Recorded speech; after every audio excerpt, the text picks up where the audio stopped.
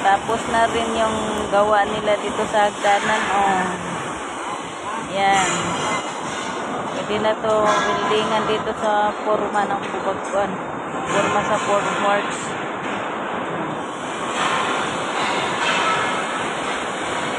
Yan.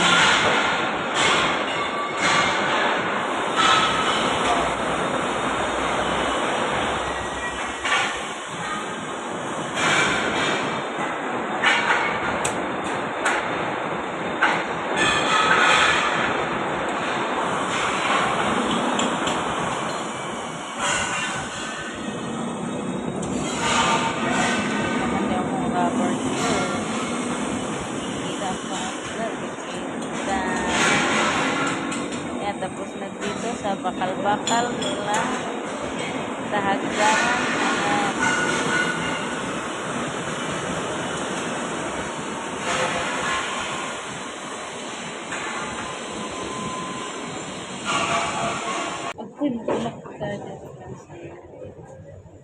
Uy, asa maning ko ano?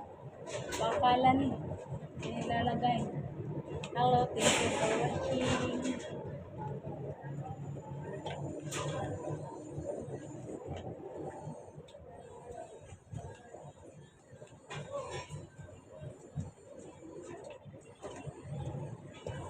Ang hagdanan, nalagyan na siya ng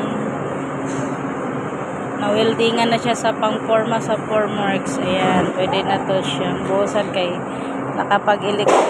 Ayan, na-electrical. Pwede na to buhusan.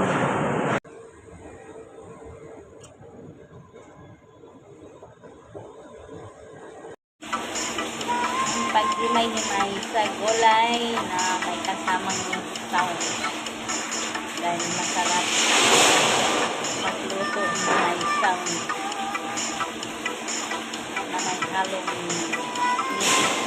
pag magluto.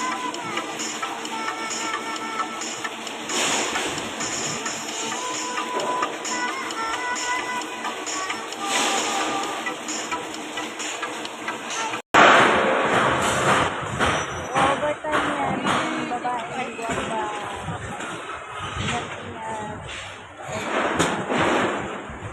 Lagyan na siya ng forma, na welding na siya. Ayan. O, diba? Tapos na siya nalagyan.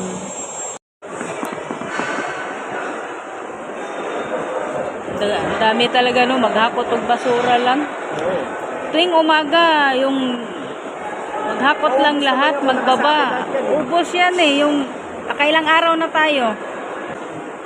Kaya nga eh, may hubusan na yun. Yung mga basyo lang ng mga kuan, ano ba yun? Yung mga sa simento, yung sa mga buhangin. Pwede yun, lagyan. Tapos ibaba. Nakailang umaga na to sa 4th floor. 5 araw na yata eh. Dami-daming nakatambak ng basura.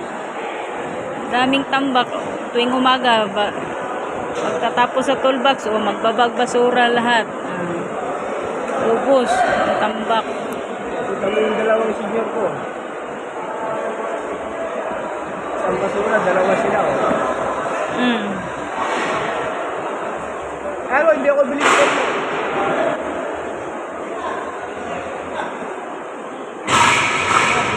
Yan, ano ba yun, mga formworks, itabi yata ang formworks dyan lang sa dulo. Hindi, ano yan eh.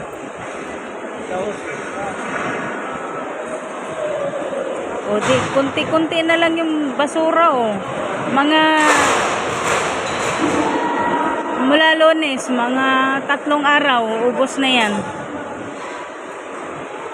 Sa bawat umaga lang pagkatapos sa toolbox eh, magbaba. Ubos talaga yan.